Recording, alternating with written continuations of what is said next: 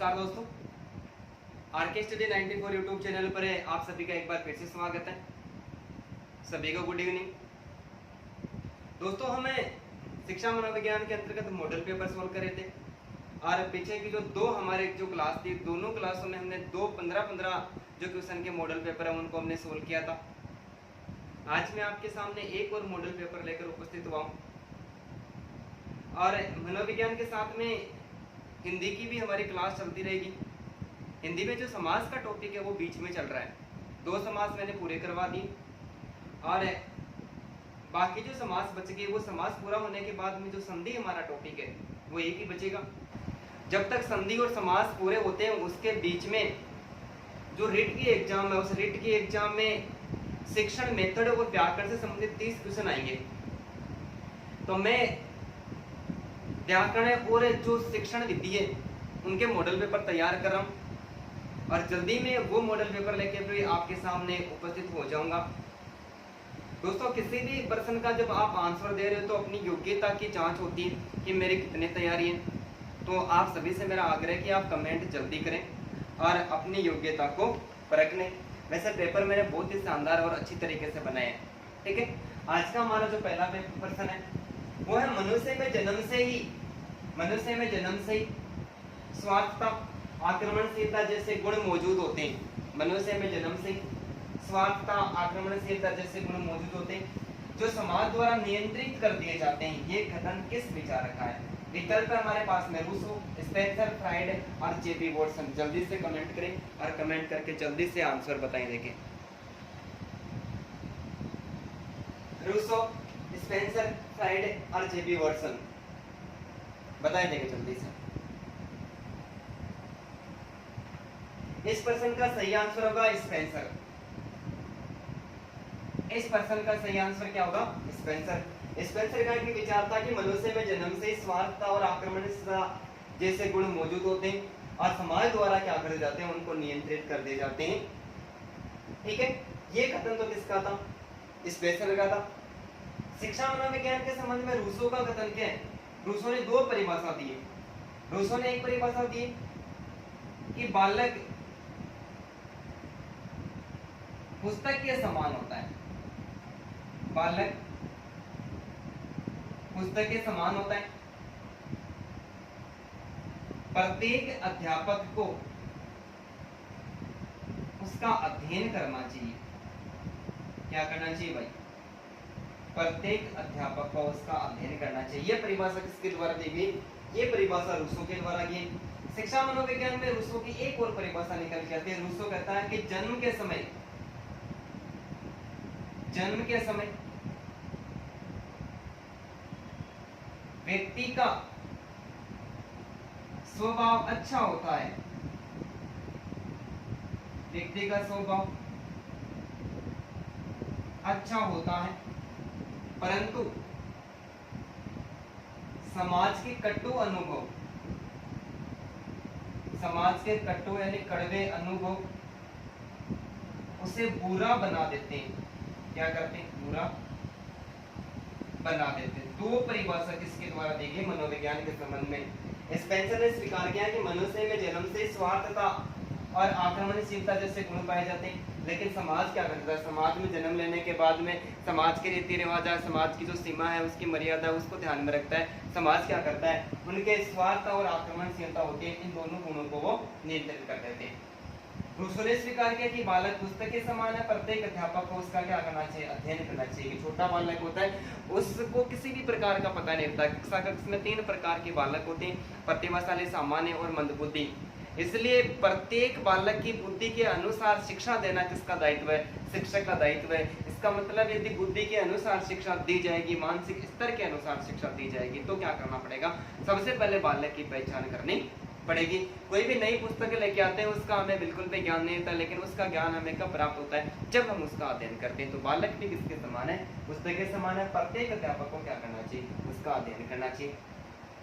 जन्म के समय व्यक्ति का स्वभाव अच्छा होता है, लेकिन समाज के कटु अनुभव उसको बुरा बना देते हैं। ये भी किसने स्वीकार किया? ये बात भी रूसो ने स्वीकार की। एकदम नवीनतम परिभाषा है और सिर्फ मैं आपके लिए निकाल के लेके आया हूं।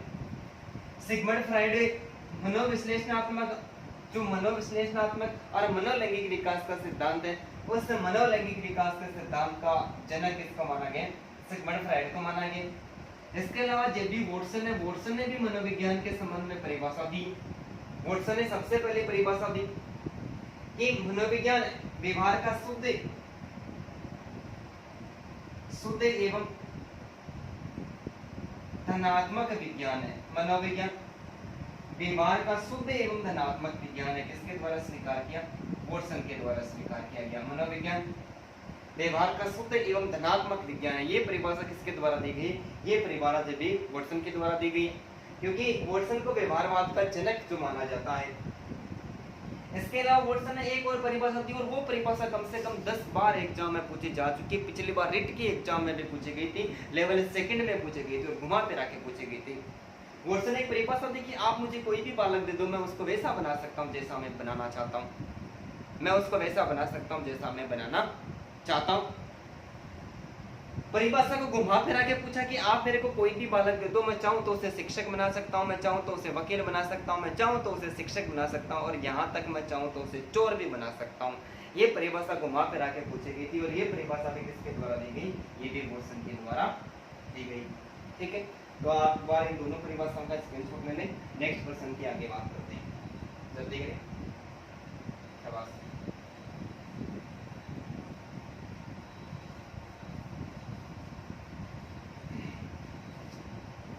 आज का हमारा दूसरा प्रश्न है, बहुत ही इंपॉर्टेंट प्रश्न है। प्रश्न को ध्यानपूर्वक समझे, और मैं उम्मीद करता हूं कि आप सभी का आंसर एकदम सही ही आएगा इस प्रश्न के लिए भी। किस विधि का प्रयोग, प्रश्न बहुत इंपॉर्टेंट है, किस विधि का प्रयोग छोटे बच्चों, किस विधि का प्रयोग छोटे बच्चों, वयस्कों, पागलों, अपाहिजों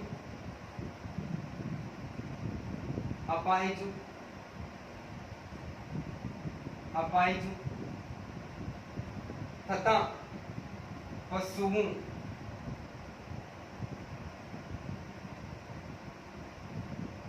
आदि पर आसानी से किया जा सकता है। प्रश्न बहुत ही खतरनाक है, केवल समझ के उत्तर देना है। मैं आपको विकल्प देता हूं। प्रश्न है, किस विधि का प्रयोग छोटे बालकों, वयस्कों, पागलों, अपाहिजों तथा पशुओं आदि पर आसानी के साथ में किया जाता है? मैं आपको विकल्प देता हूं। विकल्प है केस विधि,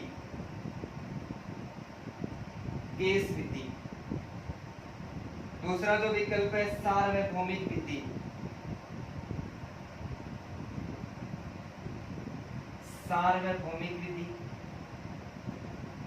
तीसरा जो विकल्प है वो प्रक्षेण विधि, और चौथा जो विकल्प है वो है गाल्टन विधि।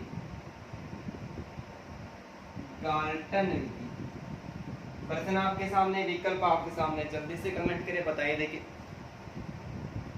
किस विधि का प्रयोग छोटे बालकों, वयस्कों, पागलों, अपाहिजों तथा पशुओं आदि पर आसानी के साथ में किया जा सकता है? विकल्प है केस विधि, सार्वभौमिक विधि, प्रक्षेण विधि और गाल्टन विधि। बताएं, देखिए जल्दी करें।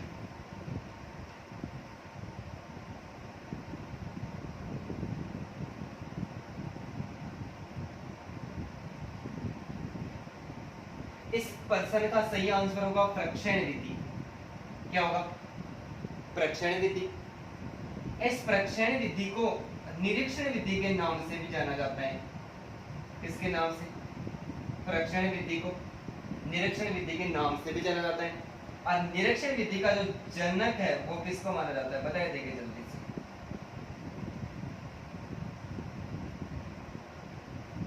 निरीक्षण या प्रक्षेण विधि का जो जनक है वो किसको माना जाता है? वॉटसन को माना जाता है भाई। किसको? जेबी वॉटसन को प्रक्षेण या फिर निरीक्षण विधि का जनक माना जाता है। कि 1913 ईस्वी की बात है। कब की बात है? 1913 ईस्वी में वॉटसन ने क्या किया था? व्यवहारवाद मनोविज्ञान को व्यवहार का विज्ञान माना, और व्यवहारवाद संप्रदाय की स्थापना किसके द्वारा की गई? वॉटसन के द्वारा की गई। व्यवहारवाद का जनक किसको माना जाता है? वॉटसन को माना जाता है। इस व्यवहार का अध्ययन जब हो रहा था तब वॉटसन ने स्वीकार किया था कि व्यवहार का अध्ययन है वो अंतर्निरीक्षण विधि द्वारा नहीं किया जा सकता। व्यवहार का जो अध्ययन है वो अंतर्निरीक्षण विधि के द्वारा नहीं किया जा सकता, अर्थात व्यवहार का जो अध्ययन है वो परीक्षण या फिर निरीक्षण विधि के द्वारा किया जा सकता है। और निरीक्षण विधि के अंतर्गत सभी प्रकार के जो बालक होते हैं उनके व्यवहार का आसानी के साथ में अध्ययन किया जा सकता है। इसलिए निरीक्षण विधि के अंतर्गत छोटे बालकों का भी अध्ययन किया जा सकता है, वयस्कों का भी अध्ययन किया जा सकता है, पागलों के व्यवहार का अध्ययन किया जा रहा है। व्यवहार चाहे छोटे बालक का, चाहे बड़े बालक का, पागल का हो, चाहे किसी अपाहिज का हो या फिर किसी जानवर का, व्यवहार तो व्यवहार ही होता है ना। इसलिए व्यवहार का अध्ययन किसके द्वारा किया जाता है? परीक्षण या फिर निरीक्षण विधि के द्वारा किया जाता है। ये बात किसने स्वीकार की? ये वॉटसन ने स्वीकार की थी। तो हमारा प्रश्न का आंसर 2-3 प्रश्न यहाँ से निकल गए कि किस विधि का प्रयोग छोटे बालकों, वयस्कों, पागलों, अपाहिजों तथा पशुओं आदि पर आसानी के साथ में किया जा सकता है। तो विकल्प क्या सही है? परीक्षण विधि। परीक्षण विधि को अन्य किस नाम से पुकारते हैं? निरीक्षण विधि। निरीक्षण विधि का जनक किसको माना गया? वॉटसन को माना गया। और क्यों माना गया कि वॉटसन ने 1913 ईस्वी में किसकी स्थापना की? व्यवहारवाद की स्थापना की। और व्यवहारवाद की स्थापना करके इस बात को सिद्ध किया कि व्यवहार का अध्ययन है वो अंतर्निरीक्षण विधि के द्वारा नहीं किया जा सकता। किसके द्वारा किया जा सकता है? वो निरीक्षण या फिर परीक्षण विधि के द्वारा किया जा सकता है। ठीक है, तो दोनों प्रश्नों का आप स्क्रीनशॉट ले लें एक साथ। तीसरे प्रश्न के बारे में चर्चा करते हैं। मिटा दो।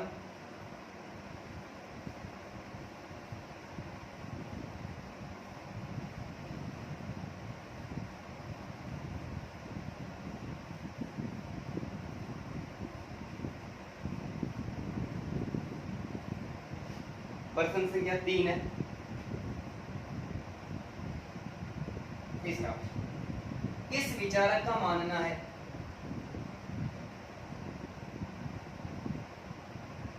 किस विचारक का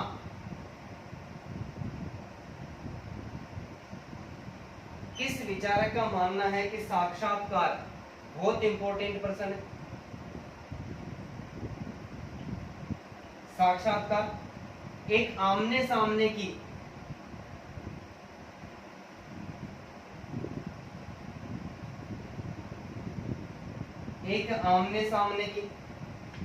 अंतर व्यक्तिक परिस्थिति होती है।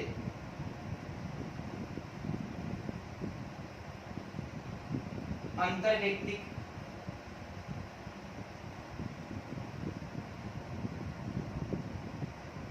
आमने सामने की अंतर व्यक्तिक परिस्थिति होती है जिसमें एक व्यक्ति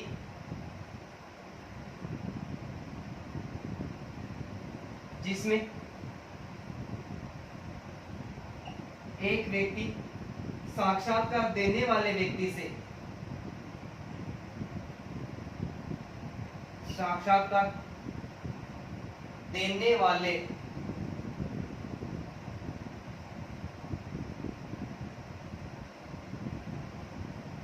देने वाले व्यक्ति से शोध समस्या से संबंधित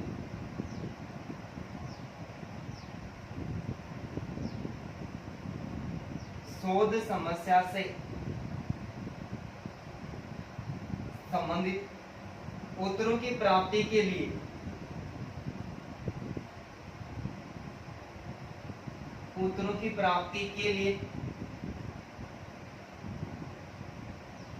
प्रश्न करता है। प्रश्न थोड़ा सा बड़ा है लेकिन बहुत ज्यादा इंपॉर्टेंट है। प्रश्न को समझे कि किस विचारक का मानना है कि साक्षात्कार एक आमने सामने की अंतर व्यक्तिक परिस्थिति होती है जिसमें एक व्यक्ति साक्षात्कार देने वाले व्यक्ति से शोध समस्या यानी खोज विधि से शोध समस्या से संबंधित उत्तरों की प्राप्ति के लिए प्रश्न करता है। मैं आपको विकल्प देता हूं। सबसे पहला जो विकल्प है वो है करलिंगर।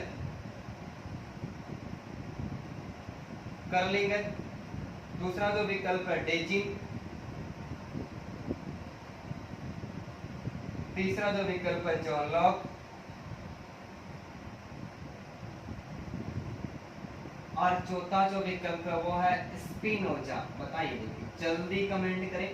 उम्मीद करता हूं ये भी आपको प्रश्न का आंसर आ ही रहा होगा कि किस विचारक का मानना है कि साक्षात्कार एक आमने सामने की अंतर व्यक्तिक परिस्थिति होती है जिसमें एक व्यक्ति साक्षात्कार देने वाले व्यक्ति से शोध समस्या से संबंधित उत्तरों की प्राप्ति के लिए पर्सन करता है, ये किस विचारक ने साक्षात्कार इंटरव्यू के संबंध में स्वीकार किया?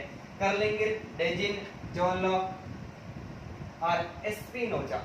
हमारा सही आंसर होगा कर्लिंगर। साक्षात्कार के संबंध में कर्लिंगर ने स्वीकार किया कि साक्षात्कार में कितने व्यक्तियों का होना जरूरी है? 2 व्यक्तियों का होना जरूरी है, एक साक्षात्कारकर्ता और एक विषय है ना, जो साक्षात्कार देने वाला। तो एक साक्षात्कार लेने वाला और एक साक्षात्कार नहीं इंटरव्यू देने वाला, 2 व्यक्ति होता है। इसमें साक्षात्कारकर्ता क्या करता है? सामने वाले व्यक्ति से कुछ प्रश्न पूछता है और उन प्रश्नों का आंसर वो किसको देना पड़ता है? वो साक्षात्कार जो देने आया है उस व्यक्ति को देना पड़ता है। तो ये बात किसके द्वारा स्वीकार की? कर्लिंगर के द्वारा स्वीकार की। डेजिन का संबंध भी साक्षात्कार से ही माना जाता है। डेजिन ने 2 या 2 व्यक्तियों के 2 या 2 से अधिक व्यक्तियों के बीच में जो संवेदी भावनाएं होती हैं उनका आदान प्रदान साक्षात्कार माना कि 2 आमने सामने जो व्यक्ति होती है, 2 या 2 से अधिक व्यक्ति होती है, उनमें जो संवेदी विचार या भावनाएं होती, उन्हें संवेदी या विचार या भावनाओं से संबंधित कोई प्रश्न किया जाता है, उसको साक्षात्कार किसके द्वारा माना गया है? डेजिन के द्वारा। जॉन लॉक का जो संबंध है वो शिक्षा मनोविज्ञान से नहीं, मनोविज्ञान से माना गया। जॉन लॉक का संबंध किससे? भाई जॉन लॉक का संबंध मनोविज्ञान से। और जॉन लॉक ने एक बहुत ही शानदार परिभाषा दी है, आप किसी को याद है तो आप बता सकते हो क्या? जॉन लॉक ने माना है कि जन्म के समय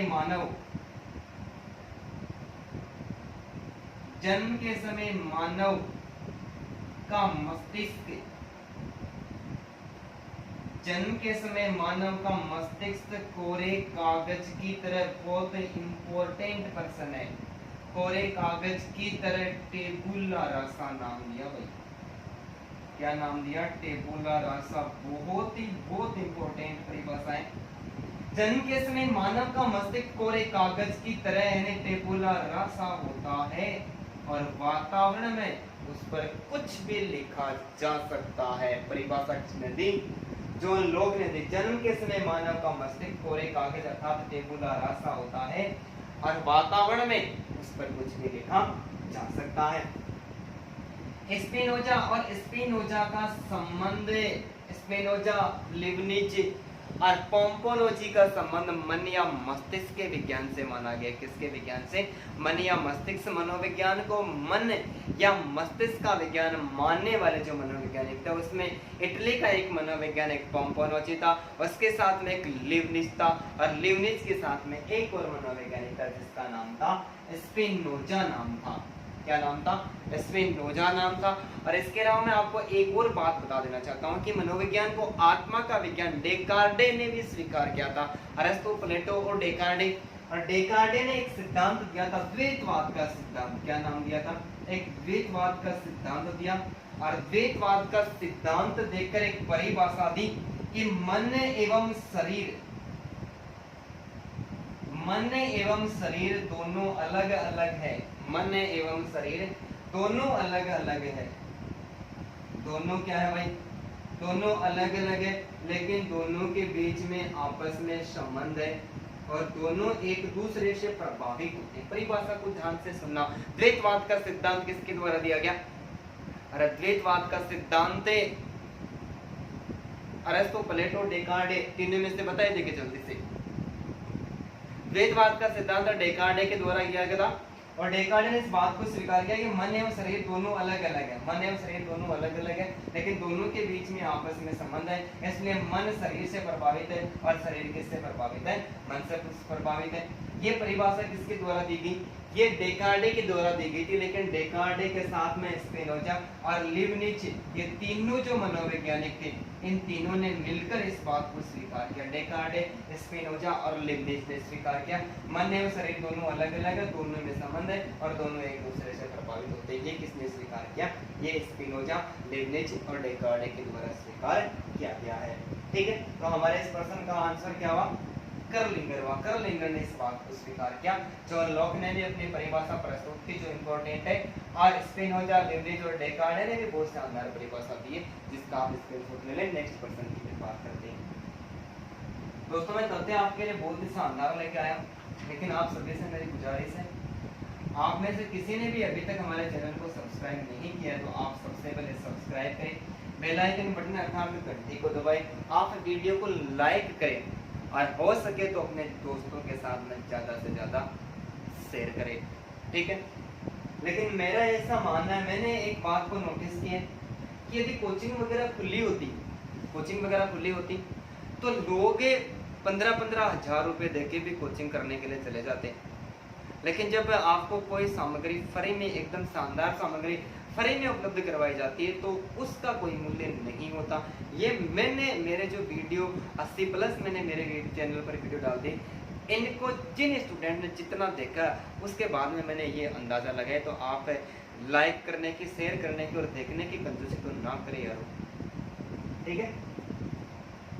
प्रश्न संख्या 4, चौथा जो प्रश्न है वो है कि किस प्रकार के साक्षात्कार में किस प्रकार की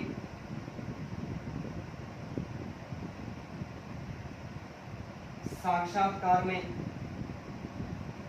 साक्षात्कारकर्ता, किस प्रकार के साक्षात्कार में साक्षात्कारकर्ता कुछ ऐसे प्रश्न पूछता है, कुछ ऐसे प्रश्न पूछता है जिसके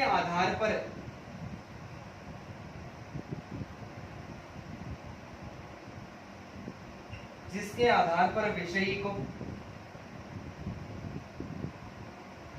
मनोवर्ती, देखो बहुत खतरनाक प्रश्न है, शायद आपके सामने पहले कभी भी नहीं आएगा। मनोवर्ती, अभिक्षमता, क्षमता, आचरण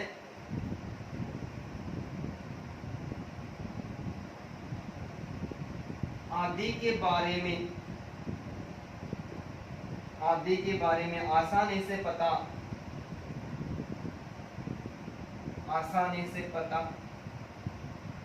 लगाया जा सकता है, आसानी से पता लगाया जा सकता है। प्रश्न बहुत इंपॉर्टेंट है, प्रश्न को ध्यान पूर्वक पढ़ना है और पढ़ने के बाद में आंसर देना। मैं आपको विकल्प देता हूं, नैदानिक साक्षात्कार, दूसरा विकल्प है शोध साक्षात्कार,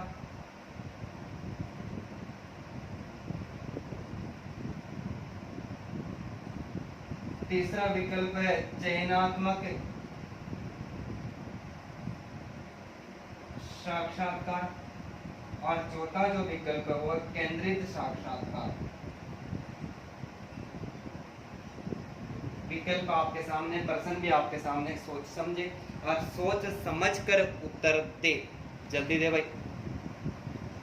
प्रश्न है किस प्रकार के साक्षात्कार में साक्षात्कारकर्ता कुछ ऐसे प्रश्न पूछता है जिसके आधार पर विषय, मनोवर्ती, अभिक्षमता, क्षमता, आचरण आदि के बारे में आसानी से पता लगाया सकता है। विकल्प है नैदानिक साक्षात्कार, शोध साक्षात्कार, चयनात्मक साक्षात्कार और केंद्रित साक्षात्कार।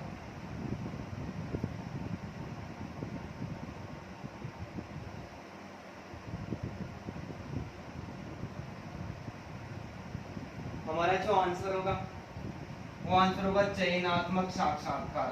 ये चयनात्मक, चयन करने के लिए, किसका क्या करने के लिए? चयन करने के लिए। और चयन मतलब नौकरी या किसी पद को हम प्राप्त करने के लिए जाते हैं, नौकरी प्राप्त करते हैं, ठीक है। नवीनतम शिक्षा नीति में घोषणा कर दी कि अब आगे टीचर्स की जो भी एग्जाम होगी, सारे एग्जाम में आपके इंटरव्यू लिए जाएंगे। इंटरव्यू का नाम लेते हैं सबके खलबली मच गई, क्यों? क्योंकि वहां पर हमारे असली मनोवर्ती यानी मन के स्वभाव, हमारे असली योग्यता, हमारे पास में कितनी क्षमता है, हमारा आचरण कहता है, क्योंकि सबके बारे में जानकारी प्राप्त होती है ना। तो कुछ लोग तो ऐसे भी होते हैं जो बिना तैयारी के भी एग्जाम में फाइट कर लेते हैं, उनका भी तो कोई ना कोई रीजन होता है। फिर उनका स्वभाव उन लोगों के सामने आता है कि जब बंदे को शिक्षा मनोविज्ञान की परिभाषा का पता नहीं है तो बंदा स्कूल में पढ़ाएगा क्या? तभी तो विरोध कर रहे हैं ना। बिल्कुल सही बात है। तो नौकरी और पद को प्राप्त करने के लिए चयनात्मक यानी किसी का चयन करना, किसी सामने वाले विषय का चयन करना है। चयन करने के लिए इस प्रकार की साक्षात्कार को क्या किया जाता है? काम में लिया जाता है। तो हमारे प्रश्न का सही आंसर होगा चयनात्मक साक्षात्कार, यानी नौकरी और पद को प्राप्त करने के लिए एक व्यक्ति जब इंटरव्यू देने के लिए जाता है तो क्या ज्ञात की जाती है, उसकी मनोवृत्ति, उसकी क्षमता, उसकी अभिक्षमता और उसके आसन के व्यवहार के बारे में पता लगाया जाता है। कौन से साक्षात्कार के द्वारा? चयनात्मक साक्षात्कार के द्वारा।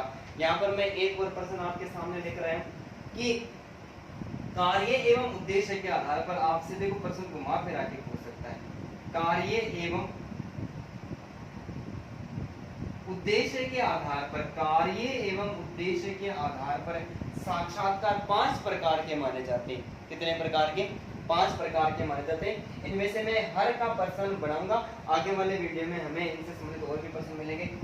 कार्य एवं उद्देश्य के आधार पर साक्षात्कार 5 प्रकार का माना जाता है, जिसमें पहला नैदानिक साक्षात्कार, दूसरा शोध साक्षात्कार, तीसरा चयनात्मक साक्षात्कार, चौथा केंद्रित साक्षात्कार और इसका जो 5वां साक्षात्कार है, एक बच गया, उसका मैं और नाम लिखूं, निदानात्मक साक्षात्कार। याद रखना कौन सा है या कौन सा नहीं है। ऐसा भी हमारे सामने देखो गजब का प्रश्न निकल के है कि कार्य एवं उद्देश्य के आधार पर साक्षात्कार 5 प्रकार के माने। 4 विकल्प आपके सामने, ये एक विकल्प में से प्रश्न है और 5वां कौन सा हो गया? निदानात्मक हो गया। ये हमारे 2 प्रश्न एक साथ सोल्व हो गए। इसके साथ में एक और प्रश्न मैं आपको सोल्व करवाता हूँ कि रचना के आधार पर साक्षात्कार 2 प्रकार के माने जाते हैं, जिसमें सबसे पहला है संरचित साक्षात्कार, संरचित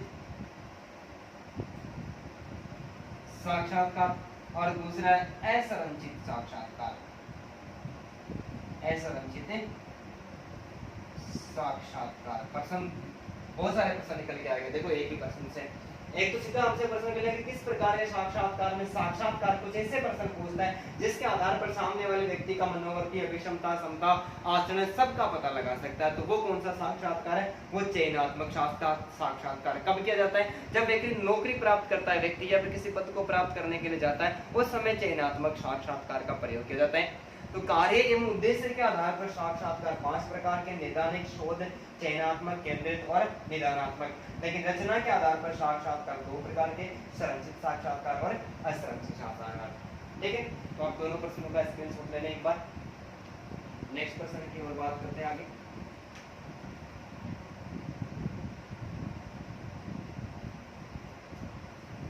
अब जो चौथा जो प्रश्न करने वाला हूं आपसे, ये प्रश्न जो अब तक के 4 प्रश्न पढ़े, इन चारों से भी ज्यादा इंपॉर्टेंट है। ठीक है, आप प्रश्न को सोचे समझे और सोच समझकर उत्तर दें। ये प्रश्न आपका शायद पहले पढ़ा हुआ भी है, नहीं पढ़ा हुआ है तो मैं जब विकास पढ़ाऊंगा आपको उस समय इस प्रश्न के बारे में चर्चा भी करेंगे। ठीक है, 5वां प्रश्न है, निम्न में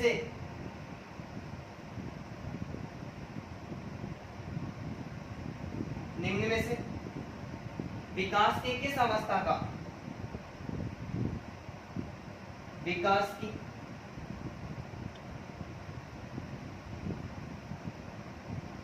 किस अवस्था का प्रतिपादन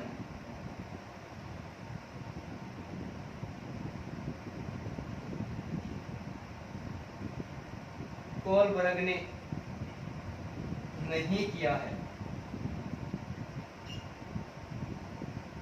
प्रश्न को सुने और समझे फिर उत्तर दे। बहुत इंपॉर्टेंट प्रश्न है कि निम्न में से विकास की किस अवस्था का प्रतिपादन कोहलबर्ग या कोलबर्ग, एक ही बात है, नाचन के वहां चाहे कूदन के वहां, दोनों में उछल कोई हुआ है। ठीक है, कोहलबर्ग ने नहीं किया है, नहीं पूछा है। विकल्प मैं आपको देता हूं। सबसे पहला विकल्प है आज्ञा एवं दंड की अवस्था, आज्ञा एवं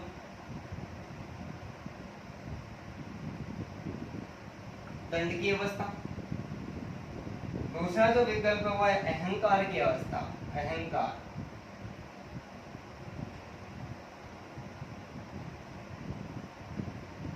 अहंकार की अवस्था। तीसरा जो विकल्प है वो है प्रशंसा की अवस्था।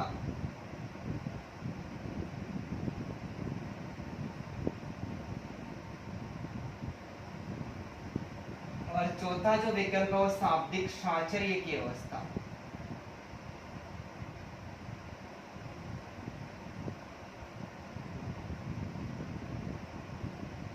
बताए देखिए, विकल्प आपके सामने, जल्दीबाजी नहीं करनी। ये प्रश्न आपका गलत नहीं होना चाहिए भाई। जल्दी बताओ, देखिए कमेंट करके, निम्न में से विकास की किस अवस्था का प्रतिपादन कोहलबर्ग ने नहीं किया है? आज्ञा एवं दंड की अवस्था, अहंकार की अवस्था, प्रशंसा की अवस्था और शाब्दिक साचार्य की अवस्था। बताओ देखिए जल्दी से। हमारा आंसर क्या हो जाएगा भाई? हमारा आंसर 4 नंबर सही होगा। 4 नंबर सही होगा। कैसे? कोई बता सकता है कि कोहलबर्ग ने नैतिक विकास की कुल कितनी अवस्थाओं का उल्लेख किया है? कोहलबर्ग ने नैतिक विकास की 6 अवस्थाओं का उल्लेख किया है। कितनी अवस्थाओं का उल्लेख किया है? 6 अवस्थाओं का उल्लेख किया है। और इन 6 अवस्थाओं को 3 स्तरों में बांटा है। 3 स्तरों में बांटा है। कोहलबर्ग ने नैतिक विकास की 6 अवस्थाओं का उल्लेख किया है। 6 में से 6 को कितने स्तरों पर बांटा है? 3 स्तरों पर बांटा है। 3 स्तरों पर बांटने के बाद में एक चौथा जो विकल्प है, इसके बारे में बताऊंगा कि ये किससे संबंधित है। तो कोहलबर्ग ने नैतिक विकास की अवस्थाओं को 6 भागों में बांटा और 6 भागों को 6 जो अवस्थाओं को 3 स्तरों में विभाजित किया, जिसमें सबसे पहला पूर्व नैतिक स्तर। पूर्व नैतिक स्तर सबसे पहला स्तर है, पूर्व नैतिक स्तर। पूर्व नैतिक स्तर में 2 अवस्थाओं का उल्लेख किया, जिसमें सबसे पहले आज्ञा एवं दंड की अवस्था। आज्ञा एवं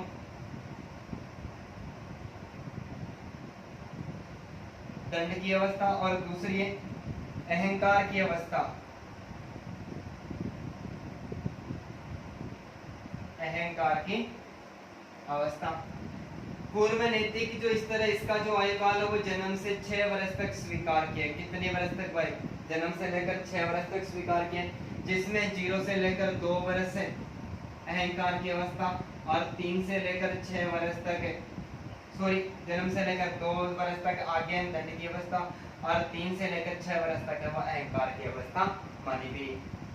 दूसरा जो स्तर है वो स्वीकार किए परंपरागत नैतिक स्तर। परंपरागत नैतिक स्तर और परंपरागत नैतिक स्तर को भी 2 भागों में बांटा गया। तो तीसरी अवस्था होगी और ये कितनी होगी? चौथी अवस्था होगी। और इसका जो आयुकाल वो स्वीकार किया 6 से लेकर 12 वर्ष तक। कितने तक? 6 से लेकर 12 वर्ष तक, जिसमें एक प्रशंसा की अवस्था।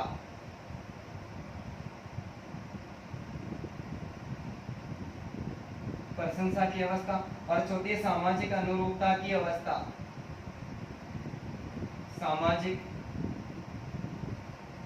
अनुरूपता की अवस्था। आयुकाल 6 से लेकर 9 वर्ष और 9 से लेकर 12 वर्ष। 6 से लेकर 9 वर्ष और 9 से लेकर 12 वर्ष। और तीसरा जो विकल्प है वो है आत्म अंगीकृत।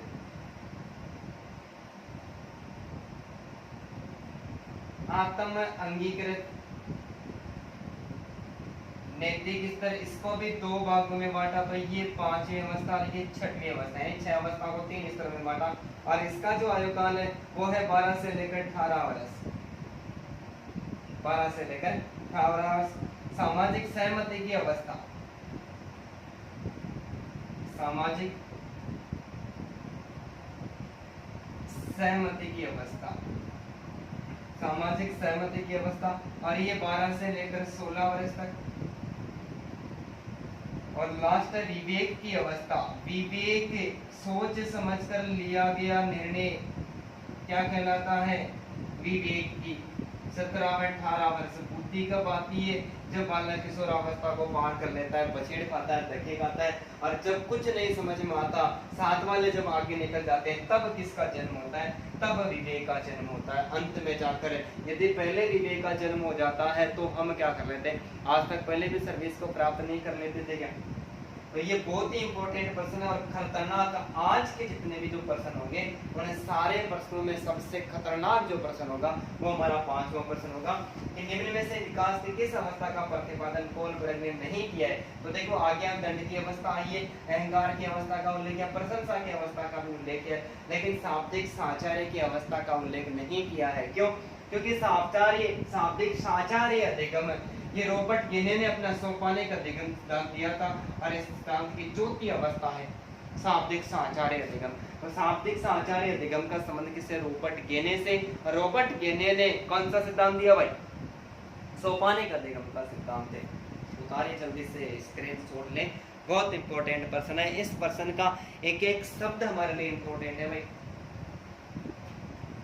सीटेट के एग्जाम में पूछा भी जा चुका है ये पर्सन।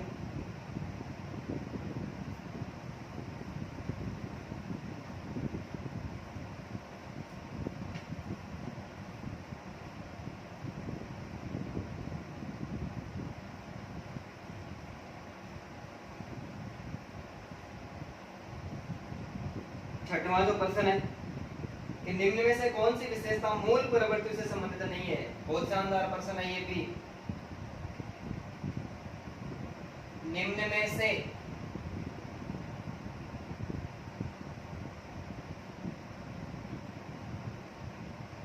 कौन सी विशेषता मूल प्रवृत्तियों से संबंधित है?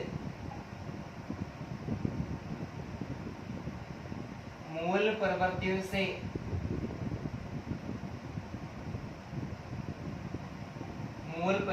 संबंधित नहीं है। नहीं पूछा, प्रश्न को ध्यानपूर्वक सुनिए। निम्न में से कौन सी विशेषता मूल प्रवृत्ति से संबंधित नहीं है? सबसे पहला जो विकल्प है मैं देता हूं आपको, मूल प्रवृत्तियां जन्मजात होती है।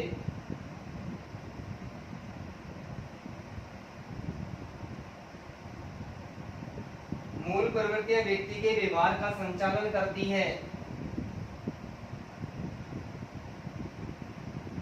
मूल प्रवृत्तियां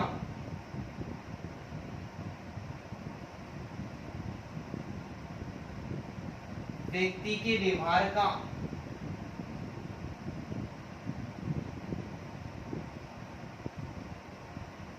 संचालन करती है। तीसरा जो विकल्प है, मूल प्रवृत्तियां आदतों से भिन्न नहीं होती है। मूल प्रवृत्तियां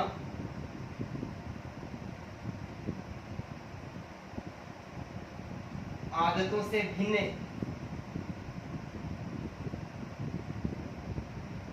नहीं होती है। और हमारा चौथा जो विकल्प है वो है, प्रत्येक व्यक्ति में मूल प्रवृत्तियां भिन्न भिन्न होती है।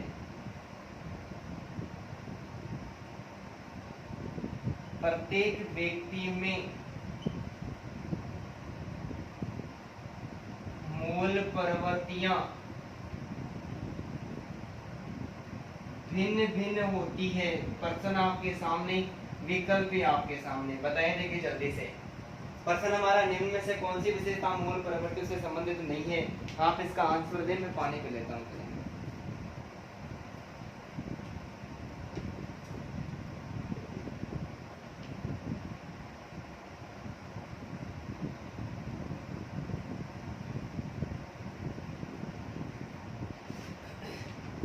बताइए भाई जल्दी से, देखो हमारा आंसर है, इसका सही आंसर है 3 नंबर।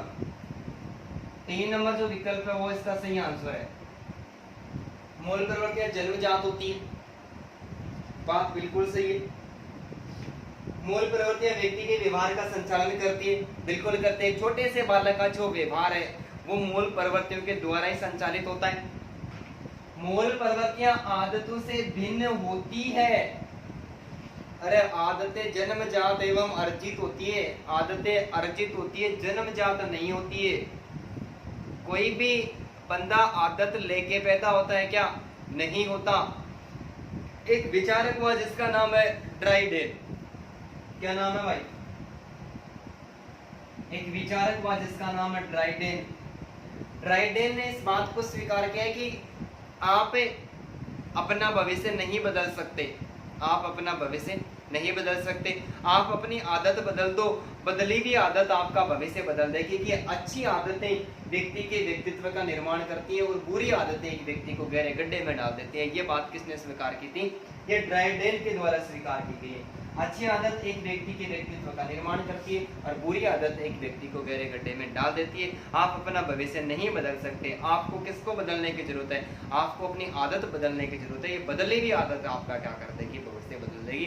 तो आदतें अर्जित होती है और मनोवृत्तियां, मूल प्रवृत्तियां जन्मजात होती है। तो मूल प्रवृत्तियां आदतों से भिन्न होती है। ठीक है, प्रत्येक व्यक्ति में मूल प्रवृत्तियां भिन्न भिन्न होती है, अलग अलग होती है। किसी को गुस्सा ज्यादा आता है, किसी को प्रेम ज्यादा कर, कोई प्रेम ज्यादा करता है, कोई गुस्सा ज्यादा करता है, कोई क्या करता है, कोई लड़ाई दंगा झगड़ा करता है, कोई विरोध करता है, कोई रात दिन लगातार खाने में रहता है, तो किसी को भूख भी नहीं लगती। ये सारे कारण किसका? ये संवेग का है और संवेग मूल प्रवृत्तियों को जन्म देती है।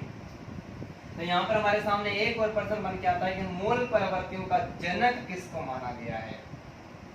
मूल प्रवृत्तियों का जनक विलियम मैकडूगल। मूल प्रवृत्तियों का जनक विलियम मैकडूगल को माना गया। विलियम मैकडूगल ने 1905 ईस्वी में एक पुस्तक का प्रकाशन करवाया था, outline of psychology. Outline of psychology पुस्तक का प्रकाशन 1905 ईस्वी में विलियम मैकडूगल ने करवाया था और इसी पुस्तक के अंतर्गत 1905 ईस्वी में अपने मूल प्रवृत्तियों के सिद्धांत का प्रतिपादन किसके द्वारा किया गया था? विलियम मैकडूगल के द्वारा किया गया था। ठीक है, और मूल प्रवृत्तियों की संख्या कितने बताई? विलियम मैकडूगल ने मूल प्रवृत्तियों की संख्या 14 बताई और कहा कि प्रत्येक मूल प्रवृत्ति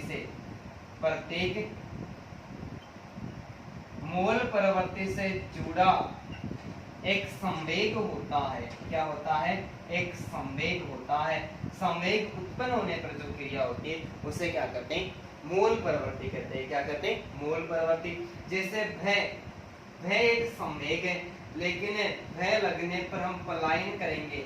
पलायन मूल प्रवृत्ति। कहीं पर विचार है और जाते जाते अंधेरे में अचानक से सांप दिखाई देता है और सांप को देखकर 15-20 बच जाते। इतना बड़ा सांप जीवन में पहली बार देखा है, वहां से भाग कर चले आते हैं पलायन करके। इसका मतलब ये मूल प्रवृत्ति हो गई। ठीक है, जैसे क्रोध आता है और क्रोध आने पर, क्रोध संवेग है और क्रोध आने पर हम क्या करेंगे? आक्रमण करेंगे। जैसे कभी कक्ष में ऐसी हरकतें की कि आगे वाला जो स्टूडेंट बैठा उसका शर्ट पीछे से बाहर निकाल दिया, या फिर टेबल पर बैठे और पैर से नीचे से किसी आगे वाले के साथ में छेड़छाड़ करे, थोड़ी देर तो सुंदर है, फिर जोर से चांटा मारा। क्यों? आक्रमण है, क्रोध आया और क्रोध आने के कारण मूल प्रवृत्ति का जन्म हुआ और वो क्या होगी? आक्रमण होगी। तो मूल प्रवृत्ति का जन्म विलियम मैकडूगल को माना जाता है। मूल प्रवृत्तियों के सिद्धांत का प्रतिपादन कब किया था? 1905 ईस्वी में किया था। पुस्तक का क्या नाम था? आउटलाइन ऑफ साइकोलॉजी था। विलियम मैकडूगल ने मूल प्रवृत्तियों की संख्या कितने बताई? 14 बताई। लेकिन यहाँ पर एक और प्रश्न निकल के आता है कि कौन ऐसा विचारक है जिसने मूल प्रवृत्तियों की संख्या मात्र और मात्र 2 ही बताई है? एक और प्रश्न निकल के आ गया भाई, बताएं मेरे को।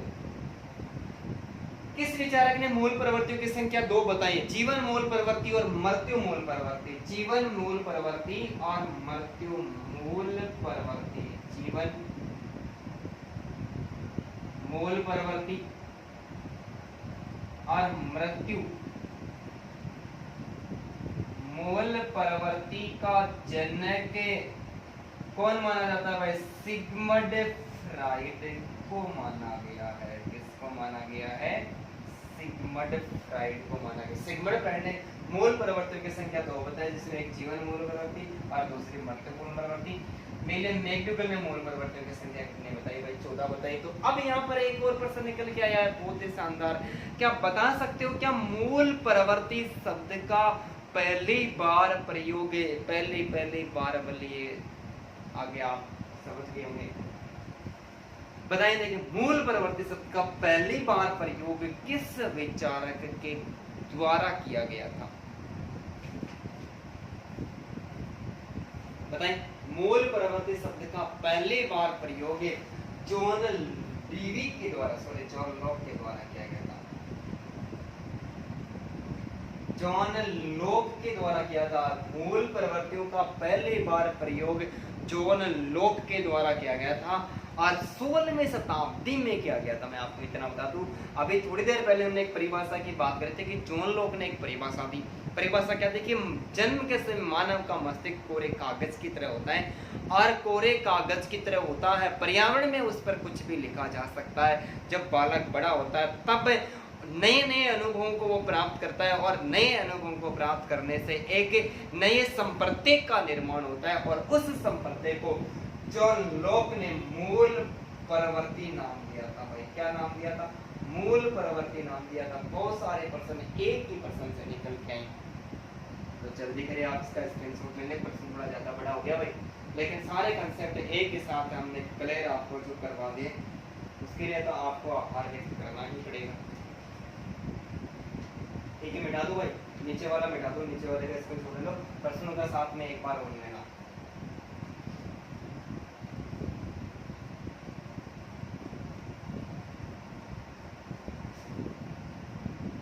प्रश्न संख्या 7,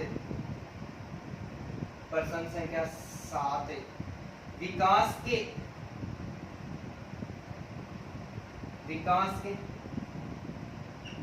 किस सिद्धांत के अनुसार, विकास के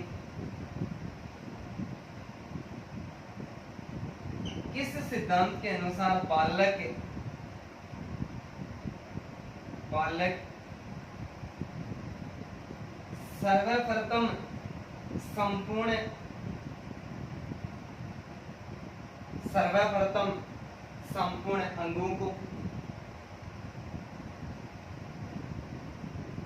सर्वप्रथम संपूर्ण अंगों को,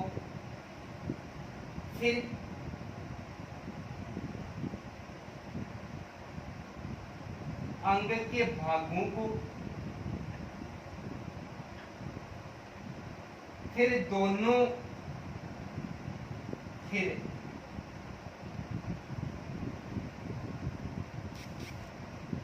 के मध्य समन्वय स्थापित कर लेता है। बेहद इंपॉर्टेंट प्रश्न है, रिट के एग्जाम के लिए बहुत ज्यादा इंपॉर्टेंट है। प्रश्न को पढ़ना है, उत्तर देना है। विकास के किस सिद्धांत के अनुसार बालक सर्वप्रथम संपूर्ण अंगों को, फिर अंग के भागों को, और फिर दोनों के मध्य समन्वय स्थापित कर लेता है। भाई सबसे पहले संपूर्ण कोई भी कार्य करता है उसमें संपूर्ण शरीर को काम में लेता है, फिर एक एक अंग को, और फिर दोनों को एक साथ काम में लेने लग जाता है। सबसे पहला जो नियम है हमारा समान प्रतिमान का सिद्धांत, समान प्रतिमान का सिद्धांत। दूसरा विकल्प है एकीकरण का सिद्धांत, एकीकरण का सिद्धांत। तीसरा विकल्प है सतत विकास का सिद्धांत, सतत विकास का सिद्धांत। और चौथा विकल्प है मस्तबोधमुखी सिद्धांत। बहुत ही खतरनाक प्रश्न है, मस्तबोधमुखी सिद्धांत। बताइए जल्दी से विकल्प में कमेंट करें, जल्दी जल्दी कमेंट करें भाई, और जल्दी बताइए विकास के किस सिद्धांत के अनुसार बालक सर्वप्रथम संपूर्ण अंगों को, फिर अंग के भागों को, और फिर दोनों के मध्य समन्वय स्थापित करता है। विकल्प आपके सामने, समान प्रतिमान का सिद्धांत, एकीकरण का सिद्धांत, सतत विकास का सिद्धांत और मस्तबोधमुखी सिद्धांत। चारों सिद्धांत विकास के सिद्धांतों में सम्मिलित है। हमारा आंसर होगा एकीकरण का सिद्धांत। आंसर क्या होगा भाई? एकीकरण का सिद्धांत। एकीकरण का सिद्धांत मानता है कि बालक सर्वप्रथम संपूर्ण अंग को, जैसे ये हाथ है, बालक किसी भी वस्तु को पकड़ता है तो पूरे हाथ का इस्तेमाल करता है, लेकिन उसके बाद में फिर उसके अंगों को फिर क्या करता है, फिर अंगुलियों को इस्तेमाल करता है, और अंत में हाथ और अंगुलियों के मध्य समन्वय स्थापित कर लेता है, और फिर क्या करता है कि संपूर्ण अंग को एक साथ काम में लेने लग जाता है। एक साथ काम में लेने लग गया, इसका मतलब क्या हो गया? एकीकरण हो गया। लेकिन यदि विकास के सारे सिद्धांत हमें याद है तो ही हमारे ऐसे प्रश्न सही होंगे। सारे याद नहीं है तो हमारा प्रश्न सही होने की संभावना कम रहेगी। समान प्रतिमान का सिद्धांत है। प्रतिमान मतलब तरीका। यह सिद्धांत कहता है कि एक ही प्रजाति, एक ही जाति, चाहे वो मानव की हो चाहे वो पशु की हो, उसमें चाहे पुरुष हो या फिर स्त्रीलिंग हो, ये कोई फर्क नहीं पड़ता। एक ही समान प्रतिमान का सिद्धांत कहता है कि एक ही प्रजाति के सभी जीवों में, एक ही प्रजाति के सभी जीवों में विकास का तरीका या प्रतिमान एक समान होता है। जन्म के आधार पर पुरुष और लिंग में जन्म के आधार पर कोई भेदभाव नहीं होता। जन्म के जो प्रोसेस है, गर्भावस्था से लेकर जन्म होने तक की जो प्रक्रिया होती है, वो मनुष्य हो चाहे आप किसी पशु को ले लो, उसमें चाहे लड़का हो चाहे लड़की हो, सब में एक समान चलती है। ये विकास का कौन सा सिद्धांत है? समान प्रतिमान है। प्रतिमान का मतलब तरीका। एक ही प्रजाति, ध्यान से सुनना, एक ही प्रजाति के सभी जीवों में विकास का तरीका एक समान होता है, चाहे वो लड़का हो चाहे लड़की हो, उसका जो विकास है वो जिस प्रक्रिया से होना है वो वही होता है। अभी मैं बताऊंगा कैसे होता है, देखो आगे वाला सिद्धांत उसमें बात आ जाएगी। सतत विकास का सिद्धांत है या फिर निरंतर विकास की निरंतरता का सिद्धांत है। ये कहता है कि विकास गर्भ धारण से शुरू होता है और जीवन पर्यंत चलता है, लगातार चलता रहता है, विकास कभी रुकता है नहीं। सतत विकास का सिद्धांत ये कहता है, ये फैक्ट है और ये हमें पसंद पूछेगा, लेकिन मस्त बहुत सिद्धांत है। ये सिद्धांत कहता है कि मानव का जो विकास होता है ये मस्तक से पैर की ओर होता है। मस्त बहुत मुख्य सिद्धांत है, मस्तक से लेकर पैर की तरफ होता है। सबसे पहले सर के बाद में, जैसे सर के बाद में हमारे जो धड़ है, धड़ के बाद में हमारे जो पीठ है, पृष्ठ है, उसके बाद में हमारे जैसे घुटने हैं, टखने, अंत में हमारे पैर, और सबसे लास्ट में व्यक्ति में किसका विकास होता है? पैर की अंगुलियों का सबसे बाद में विकास होता है। तो सिर का विकास सबसे पहले होता है, पैर की अंगुलियों का विकास सबसे बाद में होता है। इसका मतलब ये समान प्रतिमान का तरीका, चाहे लड़का हो तो ही विकास ऐसे होगा, लड़की हो तो भी विकास ऐसे होगा, चाहे वो भैंस का बच्चा हो चाहे वो गाय का बच्चा हो, कोई फर्क नहीं पड़ेगा। ये मस्त बोध मुख्य सिद्धांत मस्तक से लेकर पैर तक ही होता है। 4 विकल्प हमारे सामने थे, 4 बेहतरीन प्रश्न हमारे सामने निकल के। मैं उम्मीद करता हूँ आपको आसानी के साथ में समझ में आ रहा होगा। यदि समझ में आ रहा है तो आप कमेंट में आ लिखे, मैं देखूंगा। आप स्क्रीनशॉट लें। लगता है समय ज्यादा हो रहा है, और लेकिन प्रश्न भी तो बहुत सारे निकल के आ रहे हैं। समय ज्यादा हो रहा है, लेकिन आप प्रश्नों की भूमिका को समझे और बने रहे मेरे साथ। जब तक मैं नहीं हिलूं तब तक आपको भी नहीं हिलना है। आप ही के भविष्य के बारे में सोच रहा हूँ। मुझे इसमें कोई खास, इस समय मेरे को कोई खास फायदा नहीं हो रहा।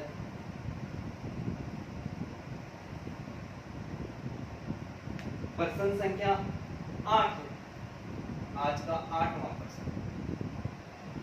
किस विचारक का मानना है, बहुत इंपॉर्टेंट प्रश्न है।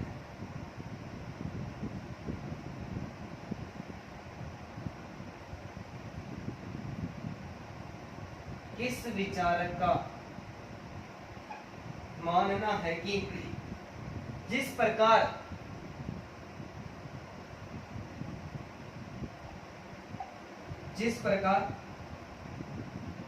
एक ऋतु के समाप्त होते ही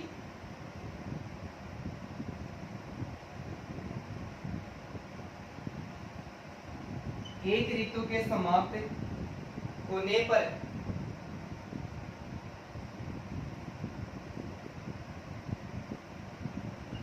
दूसरी ऋतु का आगमन होता है।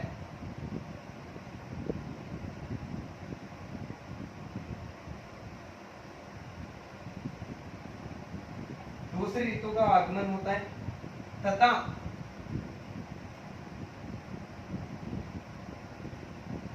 पहली ऋतु में दूसरी ऋतु के पहली ऋतु में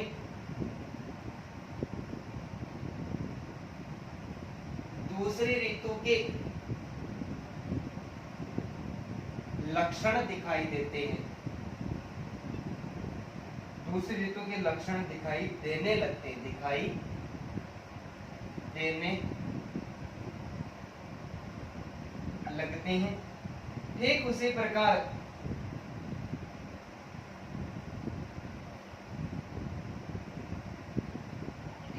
प्रकार बाल्यावस्था व किशोरावस्था बाल्यावस्था,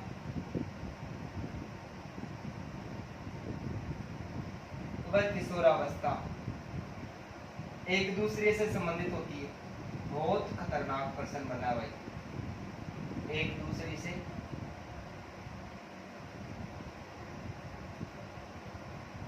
संबंधित होती है।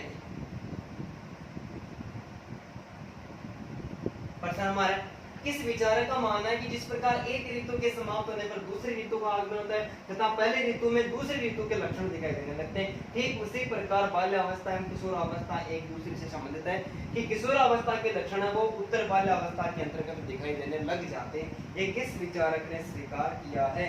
मैं आपको विकल्प देता हूं। सबसे पहला जो विकल्प है वो है किंग, दूसरा जो विकल्प है वो है किलपेट्रिक, तीसरा जो विकल्प है वो है वेलेंटाइन, और चौथा जो विकल्प है वो है स्टेनले पोल। स्टेनले पोल, जल्दी बताइए। देखिए हमारा आंसर क्या होगा इस प्रश्न का। प्रश्न आपके सामने, प्रश्न को ध्यानपूर्वक पढ़े और ध्यानपूर्वक पढ़ने के बाद में आप इसका जल्दी से उत्तर दें। इसका सही आंसर होगा किंग। ये परिभाषा किसके द्वारा दी गई? किंग के द्वारा। किंग ने स्वीकार किया कि जिस प्रकार एक ऋतु के समाप्त होने के बाद में दूसरी ऋतु आती है तथा पहली ऋतु में दूसरी ऋतु के लक्षण दिखाई देने लगते हैं, ठीक उसी प्रकार बाल्यावस्था व किशोरावस्था एक दूसरे से संबंधित होती है। ये परिभाषा किसके द्वारा दी गई है? ये परिभाषा किंग के द्वारा दी गई। क्यों? क्योंकि किलपेट्रिक ने जो परिभाषा दी वो किशोरावस्था, कौन सी अवस्था? किशोरावस्था जीवन का सबसे कठिन काल है। अरे जीवन का सबसे कठिन काल है, ये किसने स्वीकार किया है? ये तो किलपेट्रिक ने स्वीकार किया, तो किलपेट्रिक तो हो ही नहीं सकता। जबकि वेलेंटाइन ने क्या स्वीकार किया? वेलेंटाइन ने स्वीकार किया कि किशोरावस्था अपराध प्रवृत्ति का नाजुक काल है। अपराध प्रवृत्ति का कैसा काल है भाई? नाजुक काल है। जबकि स्टेनले हॉल ने स्वीकार किया है किशोरावस्था दबाव एवं तूफान वह संघर्ष की अवस्था है। इन्होंने तो परिभाषा ही अपनी अलग दी है। तो एक ही विचारक बचा है, फिर कौन बचा है? वो बचा है किंग। तो किंग ने स्वीकार किया, और किंग के अलावा किलपेट्रिक ने जो परिभाषा दी है, एक कहता है कि किशोरावस्था जीवन का सबसे कठिन काल है। वेलेंटाइन ने कहता है किशोरावस्था अपराध प्रवृत्ति का नाजुक काल है। जबकि स्टेनले हॉल कहता है कि दबाव एवं तूफान की अवस्था। कौन सी अवस्था भाई? किशोरावस्था को माना गया। 4 प्रश्न देखो एक ही प्रश्न में निकल के आ रहे हैं, इसलिए थोड़ा समय ज्यादा लग रहा है दोस्तों। लेकिन मैं गारंटी लेता हूँ कि जब हम 15 प्रश्न सोल्व करते हैं तो 15 में कम से कम 60 प्रश्न हमारे सोल्व होते हैं, और ऐसे इंपॉर्टेंट प्रश्न जिनकी आप उम्मीद भी नहीं कर सकते। ठीक है, तो आप इनका स्क्रीनशॉट है तीनों का, मैं एक बार इनको मिटा देता हूँ।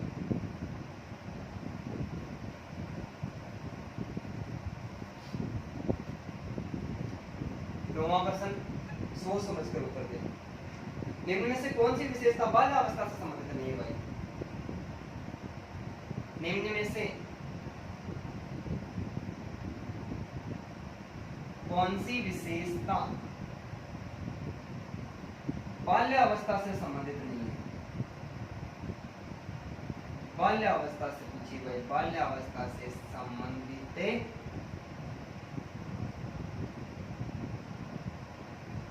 नहीं है। विकल्प दे रहा हूं आपको, सोच समझ कर। शारीरिक एवं मानसिक विकास में स्थिरता,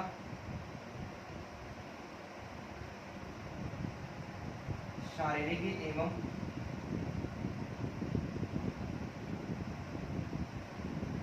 मानसिक विकास में स्थिरता।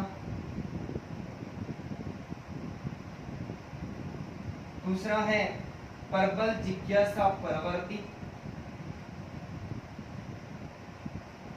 प्रबल जिज्ञासा प्रवृत्ति। तीसरा विकल्प बहिर्मुखी व्यक्तित्व का विकास, बहिर्मुखी व्यक्तित्व का विकास। और चौथा है काम प्रवृत्ति में तीव्रता,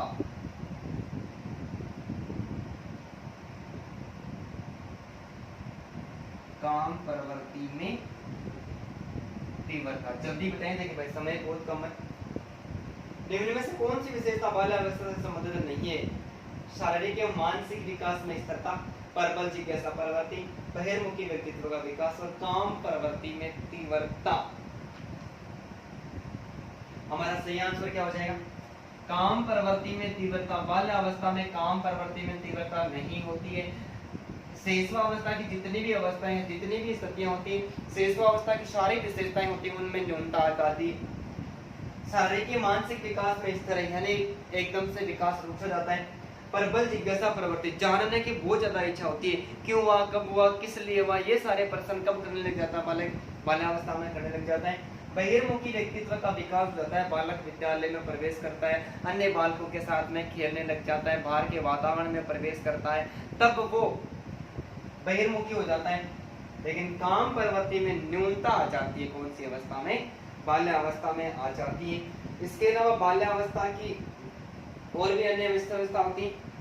आप साथ में पेन और कॉपी रखना और साथ साथ में लिखते जाना। वीडियो को बाद में जब मैं इसको लाइव समाप्त होने के बाद में मैं आपको उपलब्ध करवा दूंगा, यूट्यूब पे डाल दूंगा।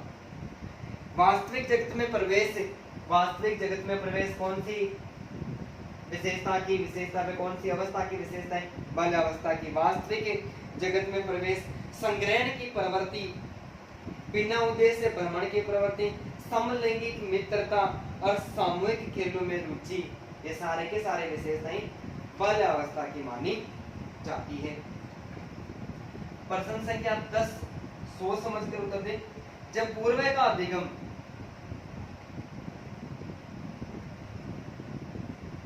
बहुत इंपॉर्टेंट प्रश्न है, रीट में पूछा गया प्रश्न है। जब पूर्व का अधिगम नई स्थितियों को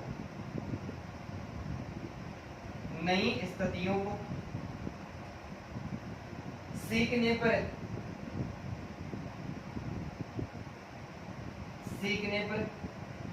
किसी भी प्रकार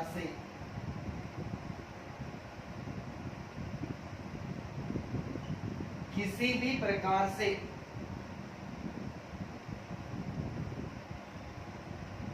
कोई प्रभाव नहीं डालता है तो वह कहलाता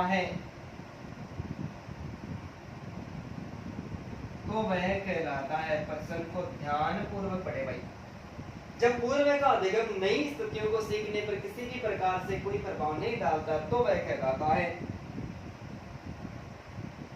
सकारात्मक स्थानांतरण।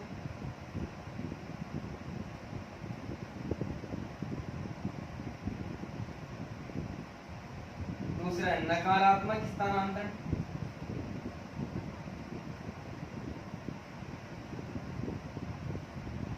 और तीसरा है शून्य अधिगम स्थानांतरण।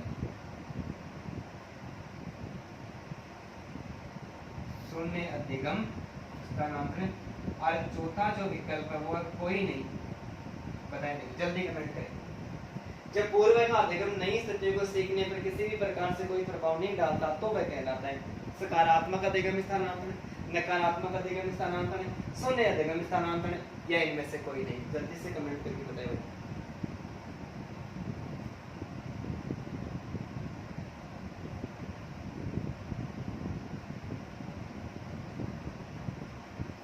हमारा सही आंसर क्या होगा?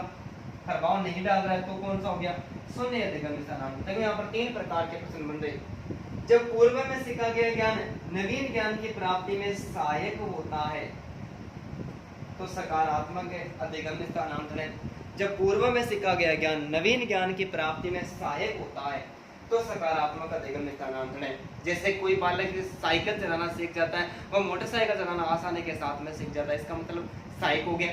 संस्कृत व्याकरण का जो विद्यार्थी ज्ञान जानता है वो हिंदी व्याकरण का ज्ञान प्राप्त लेता है, इसका मतलब सहायक है। तो पूर्व में सीखा गया ज्ञान नवीन ज्ञान की प्राप्ति में सहायता करता है तो सकारात्मक। जब पूर्व में सीखा गया ज्ञान नवीन ज्ञान की प्राप्ति में बाधा उत्पन्न करता है तो नकारात्मक। तो कौन सा भाई? तो नकारात्मक हो गया। कैसे हो गया? कि एक अमेरिकन जो अमेरिका में बाएं हाथ से गाड़ी चलाता है और भारत में आकर दाएं हाथ से वो गाड़ी चलाता है, तो पहला जो प्रेक्षण है वो नवीन प्रेक्षण में बाधा उत्पन्न करता है। इसका मतलब क्या हो गया? नकारात्मक हो गया। और जब पूर्व में सिखाया गया नवीन ज्ञान की प्राप्ति में न तो सहायक होता है और न ही बाधक होता है, तो वो शून्य अधिगम स्थानांतरण होता है। और शून्य अधिगम स्थानांतरण का एक और नियम होता है कि पहली प्रकृति का दूसरे कार्य की प्रकृति से कोई संबंध नहीं होता है। रहीम के दुए याद करने पर उतना ही समय लगेगा जितना कबीर के दुए याद करने पर समय लगता है। ठीक है, 3% गैर सोल होगी, इतने सारे प्रश्न निकल के आ रहे हैं। तो आप एक बार तीनों प्रश्नों का स्क्रीनशॉट ले लें, उसके बाद में नेक्स्ट प्रश्न की चर्चा करते हैं।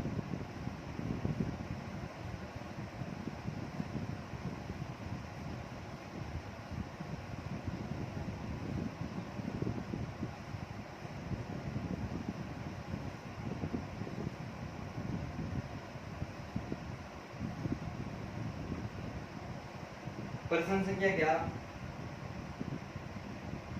पेडागोजी से संबंधित प्रश्न है। प्रभावी शिक्षक वह है जो प्रभावी शिक्षक वह है जो कक्षा पर नियंत्रण रख सकता है, कक्षा पर नियंत्रण रख सकता है,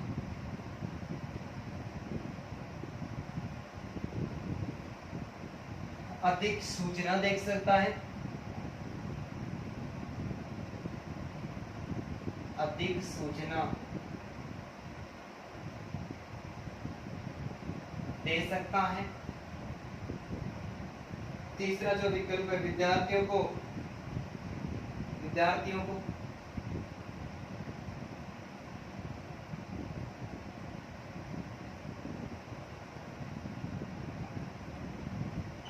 अधिगम हेतु प्रेरित कर सकता है,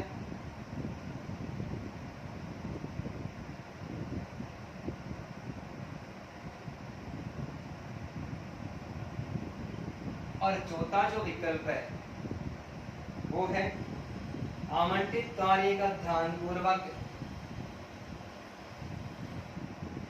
आवंटित कार्य का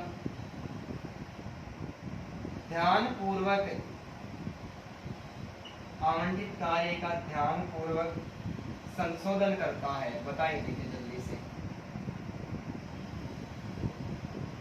विकल्प चारों ही सही है, लेकिन चारों में सबसे ज्यादा इंपॉर्टेंट कौन सा है, सबसे ज्यादा महत्वपूर्ण कौन सा है, इसका चुनाव करना है। यह आपकी मानसिक योग्यता परखी जा रही है कि आप में कितनी मानसिक योग्यता है। प्रभावी शिक्षक वह जो कक्षा पर नियंत्रण रख सकता है, बिल्कुल सही बात है। अधिक सूचना दे सकता है, वो भी सही बात है। विद्यार्थियों के अधिगम में हेतु प्रेरित कर सकता है, ये भी सही बात है। आवंटित कार्य का ध्यानपूर्वक संशोधन करता है, सारी बातें सही है, लेकिन सारे में से सबसे ज्यादा इंपॉर्टेंट है वो है हमारा विकल्प सही होगा 3 नंबर। विद्यार्थियों को अधिगम हेतु कार्य करने के लिए प्रेरित करने का कार्य किसका होता है, वो शिक्षक का होता है। कि कक्ष में जब हम प्रवेश करते हैं और प्रवेश करने के बाद में हमें ऐसा लगता है कि इनमें से एक भी विद्यार्थी पढ़ने के लायक नहीं है, नहीं पढ़ सकता है, पढ़ने के इच्छुक नहीं, तब हमें क्या करना है, तब उन बालकों को हम किसी भी आधार पर अभिप्रेरित करना है और अभिप्रेरित करके हम उनको शिक्षा दे देते हैं। इसका मतलब हमारा शिक्षण है, हम कैसे, हमारा जो चरित्र एकदम प्रभावशाली है। इसका मतलब विद्यार्थी पढ़ने के इच्छुक ही नहीं थे और फिर भी हमने क्या कर दिया, सबको सचेत किया और पढ़ा दिया। ठीक है,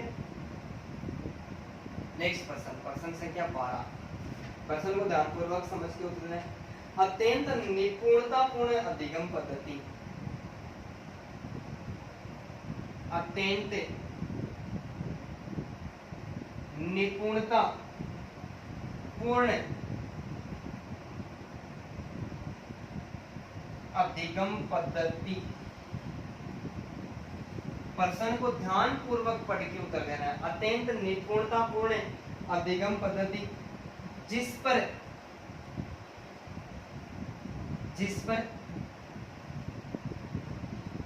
बांडुरा तथा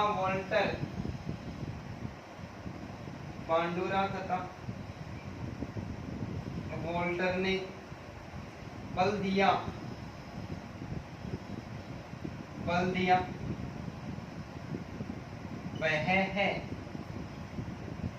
बहुत इंपॉर्टेंट पर्सन है। विकल्प पुरस्कार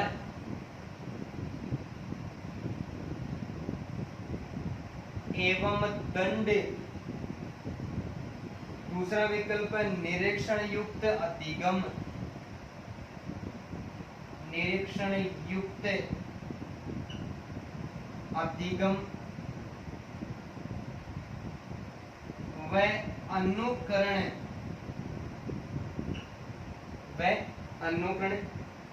तीसरा जो विकल्प है वो है अभ्यास, और चौथा जो विकल्प है वो है पुनर्बलन। बहुत खतरनाक प्रश्न है और पहले फर्स्ट ग्रेड की एग्जाम में पूछा गया प्रश्न है। सोचे समझे और उत्तर दे कि अत्यंत निपुणतापूर्ण अधिगम पद्धति जिस पर बांडुरा एवं वॉल्टर ने बल दिया, बताइए। देखिए हमारा जो विकल्प होगा वो कौन सा सही होगा? हमारा विकल्प 2 नंबर का सही होगा। अल्बर्ट बांडुरा ने कौन से सिद्धांत का प्रतिपादन किया? सामाजिक अधिगम का सिद्धांत। कौन सा भाई? सामाजिक जो अधिगम का सिद्धांत है उसका प्रतिपादन किसके द्वारा किया गया था? अल्बर्ट बांडुरा के द्वारा किया गया था। अल्बर्ट बांडुरा ने अपना जो प्रयोग है वो किस पर किया? प्रयोग किया जीवित जोकर और गुड़िया पर। किस पर किया? प्रयोग किया जीवित जोकर और गुड़िया पर। जीवित जोकर और गुड़िया पर किया गया प्रयोग बेबी डॉल में सॉल्व थी कौन भी है ना, बेबी डॉल स्टडी के नाम से जाना जाता है। जीवित जोकर और गुड़िया पर किया गया प्रयोग बेबी डॉल स्टडी के नाम से पुकारा जाता है, STUDY के नाम से जाना जाता है। और जीवित जोकर और गुड़िया पर प्रयोग करके निष्कर्ष निकाला कि बालक विषय वस्तु का ज्ञान वो अनुकरण यानी देख कर या फिर सुनकर प्राप्त करते हैं। अब देखने का और सुनने का जो संबंध वो किससे? निरीक्षण से भी माना गया। अरे माना गया है ना, तो हमारा जो विकल्प सही होगा वो निरीक्षण युक्त अधिगम एवं अनुकरण। सामाजिक अधिगम के सिद्धांत का प्रतिपादन अल्बर्ट बांडुरा ने किया था। प्रयोग जीवित जोकर और गुड़िया पर किया था। जीवित जोकर और गुड़िया पर प्रयोग किया गया प्रयोग बेबी डॉल स्टडी के नाम से जाता है। अब निष्कर्ष निकाला कि बालक सर्वाधिक अनुकरण या फिर निरीक्षण यानी देखकर और सुनकर सीखते हैं। दंड एवं पुरस्कार का जो संबंध है ये स्किनर से, इसे स्किनर ने सकारात्मक और नकारात्मक पुनर्बलन की अवधारणा को मानते हुए दंड एवं पुरस्कार दोनों का समर्थन किया, जबकि अभ्यास का संबंध किससे? थॉर्नडाइक से, और पुनर्बलन का संबंध स्किनर, थॉर्नडाइक, पावलोव और क्लार्क हल सबसे है भाई। ठीक है, तो 4% देखो अलग अलग निकल के आ गए, एक ही पर्सन से 4% निकल के आ रहे हैं। इसका मतलब पर्सन तो इम्पोर्टेंट ही है, तो क्या करें? दोनों प्रश्नों का स्क्रीनशॉट ले लें।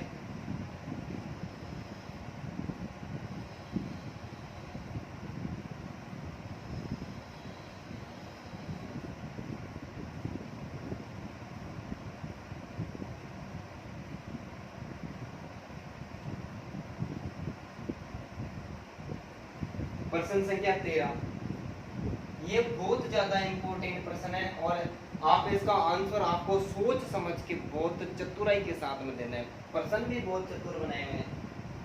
बुद्धि की योजना, प्रश्न देखो सुनना।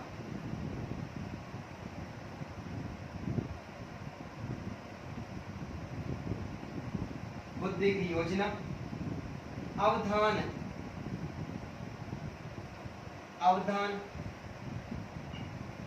भाव प्रबोधन,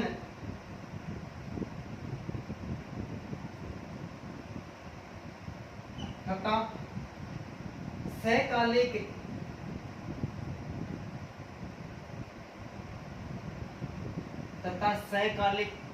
बुद्धि की योजना, अवधान, भाव प्रबोधन तथा सहकालिक अनुक्रमिक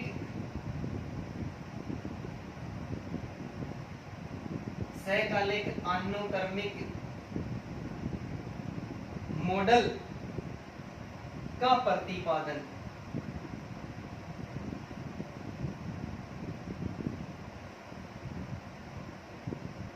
किसने किया?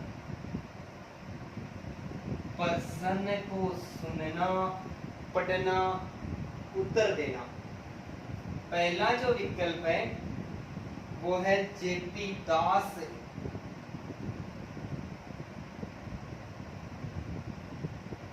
दूसरा जो प्रश्न है स्पीयरमैन, प्रश्न नहीं भाई विकल्प। तीसरा जो विकल्प है वो है स्टर्नबर्ग। स्टर्नबर्ग। चौथा जो विकल्प है वो टर्मन। देखो दोस्तों, कोई भी एक पर्सन है वो दोबारा रिपीट 10 मॉडल पेपर है, 10 मॉडल पेपर में एक पर्सन दोबारा रिपीट होकर नहीं आएगा, इतना मैंने ध्यान रखा है। पर्सन है बुद्धि की योजना, अवदान, भाव, प्रबोधन तथा सहकालिक अनुक्रमिक मॉडल का प्रतिपादन किसने किया है? विकल्प है जेपी दास, दूसरा विकल्प है स्पीयरमैन, तीसरा स्टर्नबर्ग और चौथा है टर्मन। विकल्प आपके सामने, जल्दी करें, जल्दी से बताइए।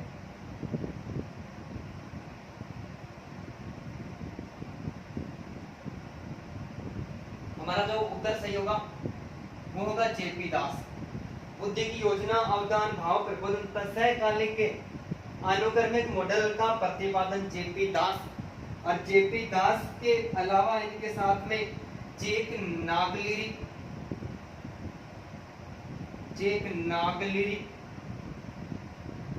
और जैक नागलिरी के अलावा एक और व्यक्ति जिसका नाम है किर्बी।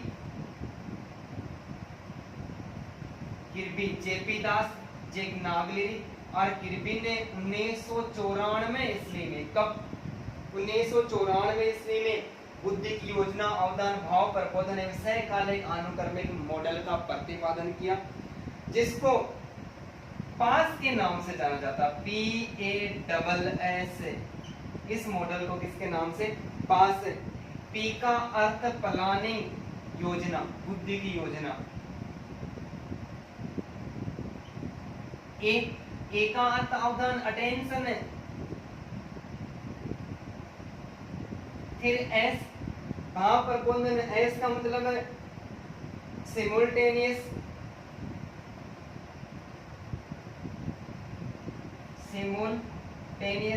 और एक एस का अर्थ है सक्सेसिव, SUCCESSIV, सक्सेसिव। ठीक है, तो PASS इस मॉडल को किसके नाम से? पास के नाम से भी जाना जाता है। यही बुद्धि की योजना, अवदान, भाव, प्रबोधन तथा सहकालिक अनुक्रमिक मॉडल का प्रतिपादन जेपी दास, जैक नागलिरी तथा किर्बी ने 1994 ईस्वी में किया था और इसको पास के नाम से भी जाना जाता है। तो आप इसका एक बार स्क्रीनशॉट लें। नेक्स्ट प्रश्न की ओर बात करते हैं, बहुत इंपॉर्टेंट प्रश्न है। देखो,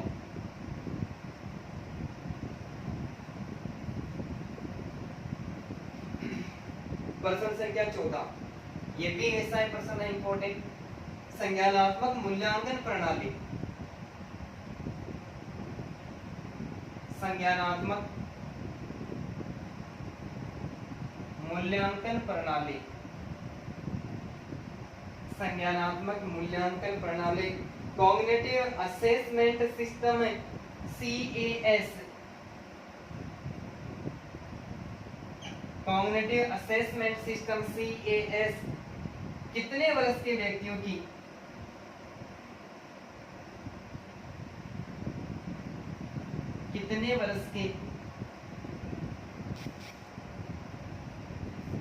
की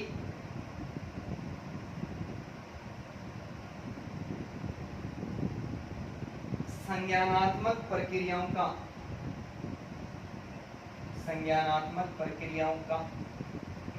मापन करती है भाई।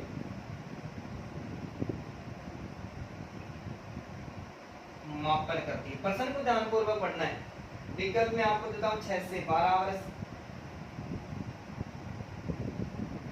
दूसरा जो विकल्प है वो 6 से 18 वर्ष। तीसरा विकल्प है 5 से 18 वर्ष। और चौथा जो विकल्प हो 13 से 19 वर्ष। पर्सन भी सामने, विकल्प भी सामने, कमेंट करें। संज्ञानात्मक मूल्यांकन मापनी कॉग्निटिव असेसमेंट सिस्टम में कितने वर्ष के व्यक्तियों की संज्ञानात्मक प्रक्रियाओं का मापन करती है? बताओ विकल्प, जल्दी जल्दी कमेंट करें। मेरे हिसाब से दोनों ही प्रश्न आपके सामने एकदम नए तरीके से मैंने प्रस्तुत किए, लेकिन पहले के एग्जाम में पूछे हुए प्रश्न है, पता ही नहीं चलता कैसे कैसे प्रश्न पूछ लेते। हमारा राइट आंसर होगा 5 से लेकर 18 वर्ष। कितना भाई? 5 से लेकर 18 वर्ष। तो संज्ञानात्मक मूल्यांकन प्रणाली है, इस संज्ञानात्मक मूल्यांकन प्रणाली का जो निर्माण है वो जेपी दास और जैक नागलिरी के द्वारा ही किया गया। भाई किसके द्वारा? संज्ञानात्मक मूल्यांकन प्रणाली का जो निर्माण है वो जेपी दास एवं नागलिरी, जैक नागलिरी के द्वारा ही किया गया है, जिसको CAS के नाम से भी जाना जाता है। और इसमें जो विद्यालय से प्रभावी, विद्यालय से जो अप्रभावी व्यक्ति है, कौन से भाई? विद्यालय से अप्रभावी व्यक्ति जिसके वाचिक और अवाचिक, वाचिक और अवाचिक, वाचिक एवं अवाचिक दोनों प्रकार के कार्य रखे जाते हैं। संज्ञानात्मक मूल्यांकन प्रणाली है, इस मूल्यांकन प्रणाली को अन्य CAS कॉग्निटिव असेसमेंट सिस्टम के नाम से भी जाना जाता है। इसका निर्माण जेपी दास एवं जैक नागलिरी के द्वारा किया गया था। ये विद्यालय से अप्रभावी व्यक्ति होते हैं, उन अप्रभावी व्यक्तियों के वाचिक कार्य और अवाचिक दोनों प्रकार के कार्य होते हैं, वो इस संज्ञानात्मक मूल्यांकन प्रणाली के अंतर्गत शामिल किए जाते हैं। और 5 से लेकर जो 18 वर्ष के बालक होते हैं, व्यक्ति होते हैं, उनका मूल्यांकन मापन करती है। कौन सी मूल्यांकन प्रणाली? वही संज्ञानात्मक मूल्यांकन प्रणाली। ठीक है, तो आप एक बार इसका स्क्रीनशॉट ले लें। एक और प्रश्न की बात करते हैं, लास्ट प्रश्न 15वां आज का इंपॉर्टेंट प्रश्न है, ध्यान पूर्वक सुनना। प्रश्न कम से कम 5 बार एग्जाम में पूछा जा चुका है। शिक्षण के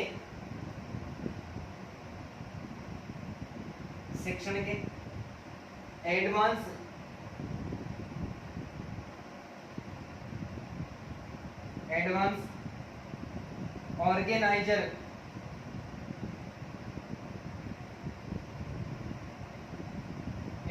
ऑर्गेनाइजर मॉडल का विकास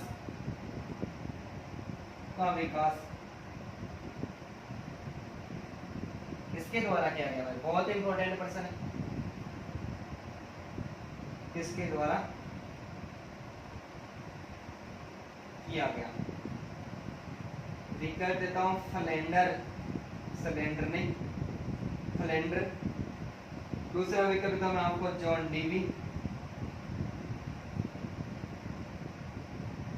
तीसरा जो विकल्प देता हूं मैं आपको, कार्ल रोजर्स।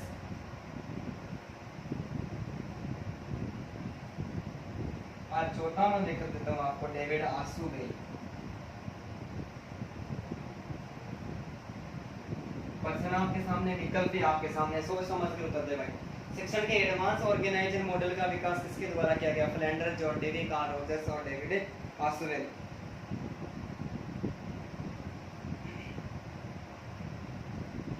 इसका सही विकल्प है, हमारा सही आंसर होगा डेविड आसूबे। इसको अग्रिम संगठन प्रतिमान कहते हैं भाई, एडवांस ऑर्गेनाइजर मॉडल अग्रिम संगठन प्रतिमान भी कहते हैं। ठीक है, दोनों तरीके से प्रश्न पूछा जा सकता है। अग्रिम संगठन प्रतिमान का जो प्रतिपादन है वो किसके द्वारा? डेविड आसूबेल के द्वारा। और एडवांस ऑर्गेनाइजर मॉडल का जो विकास है वो किसके द्वारा किया गया? वो भी डेविड आसूबेल के द्वारा ही किया गया था। और ये जो मॉडल है, ये कक्षा के अंतर्गत शिक्षण कार्य, कक्षा का जो शिक्षण कार्य होता है, कक्षा शिक्षण कार्य के लिए विशेष उपयोगी माना जाता है। तो इस आधार पर आज के हमारे जो 15 क्वेश्चन है वो पूरे कंप्लीट हो गए। तीसरा मॉडल पेपर हमने फिर से तैयार करवा दिए। तो आप इन तीनों प्रश्नों का आप एक बार स्क्रीनशॉट ले लें, फिर आपके किसी प्रकार की कोई समस्या नहीं आती। और मैं आज वादा करता हूँ आपसे कि आज हमने जो मॉडल पेपर सोल्व किया है, इस मॉडल पेपर में कम से कम 60+ क्वेश्चन निकल के प्रत्येक विकल्प का ही प्रश्न बना है आज तो। इसलिए ये मॉडल पेपर, 2 मॉडल पेपर थे, उनसे भी ज़्यादा इंपॉर्टेंट है। तो दोस्तों आपको अच्छा लगता है वीडियो तो आप लाइक करें, शेयर करें, कमेंट करें। कोई गलती वगैरह रह जाती है तो हम उसको नेक्स्ट वीडियो में सुधार करने की कोशिश करेंगे। बाकी अपने सभी दोस्त उनको बताएं और वीडियो को ज़्यादा से ज़्यादा शेयर करें। सभी को धन्यवाद।